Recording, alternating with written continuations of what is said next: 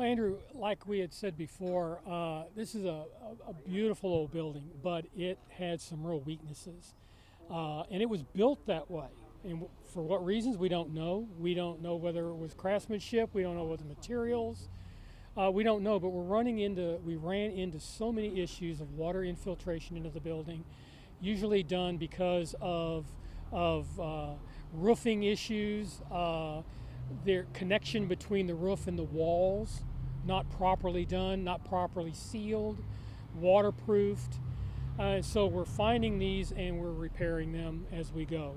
The main thing that we ran across, the last thing that I'm hoping that we've run into is the perimeter walls, the outside of these walls here on the inside is all plaster walls. Well, because of the water infiltration down the walls from the roof, that water has migrated down the wall into the interior space and behind the plaster walls, where over a period of time the plaster has delaminated or has come apart from the brick substrate. So we noticed that a lot of the plaster was chipping in larger chunks.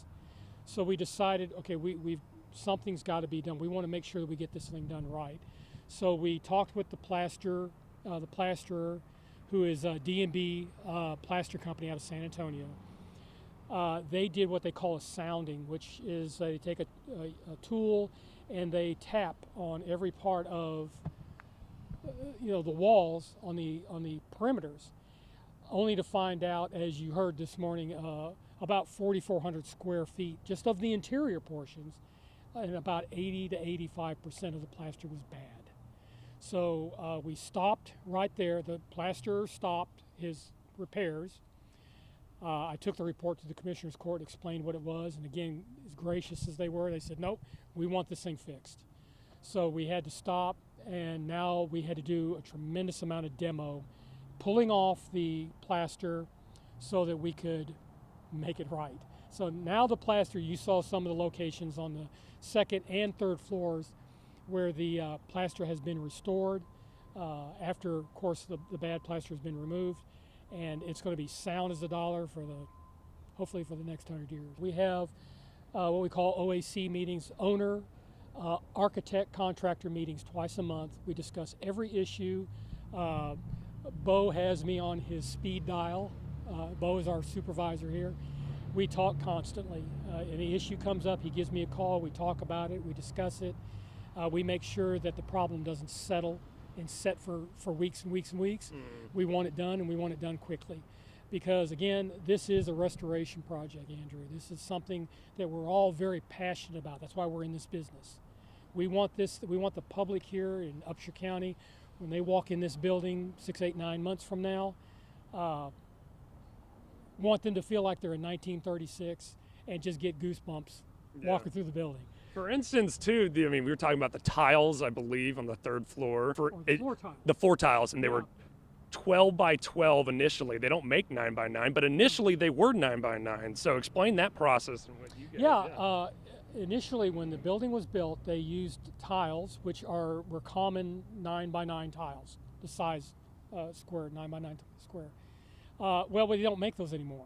They're not cost efficient anymore. So most manufacturers that produce tile do it, smallest they do is 12 by 12, or you can do it in sheets. Cutting them, however, for the contractor to cut them on job site is problematic.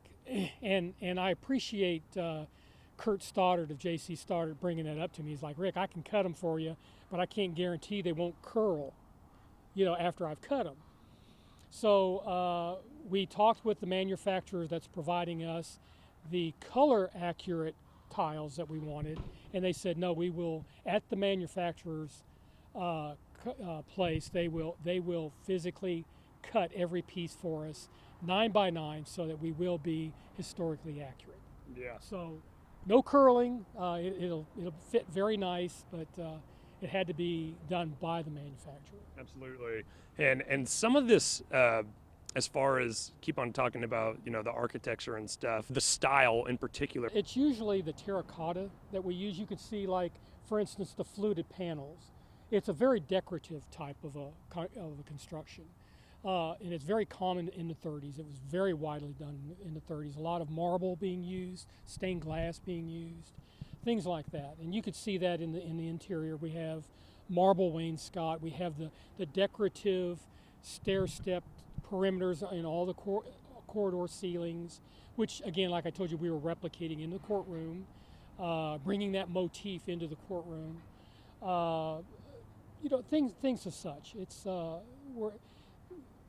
we're really trying to stay as accurate as possible to that era. Also, just like the elevator, it is put in. Can it technically run? I mean, all the wiring is everything. Yeah, I think when they were installing it, they had to test it. Now they can't use it now for code reasons. Yeah, absolutely. But when they were installing it, yeah, the operators, the installers were actually on the roof of it, and they didn't walk the stairs like you and I were doing. They would ride it up and down. They had to check it. Plus, too, they were putting all the cabling and the wiring and the conduit runs and stuff in there on that.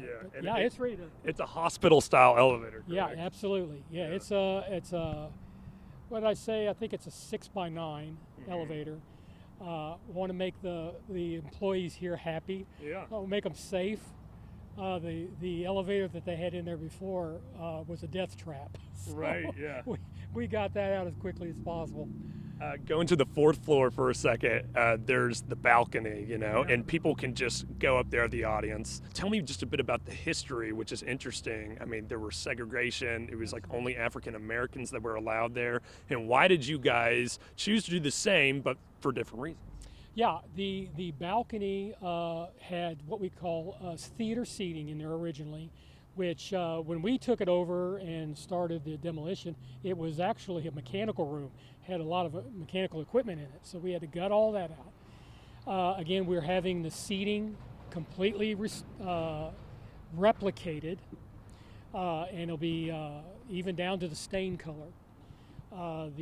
The seating in the courtroom itself was pews, and those are being restored, as I was saying before. But the seating in the courtroom was mainly for what we would call the white public, and the balcony seating was usually designated for our African American residents. For one, I'm very pleased that we don't do that anymore. It's an insult to our African American community. But we are restoring the balcony so anybody can sit up there as they like. But we want it to look like it did back in the day. But it's going to be a beautiful addition to the courtroom. It's going to open the courtroom up much more, and it'll be very inviting for anybody that wants to sit up there. Yeah. History is history, Andrew. I mean, it is. We can't get away from that. We learn from it. But in this particular case, yeah, we want the building to look like it did back in the day, but we don't want it in its total functioning as we were talking about earlier. So, right, yeah.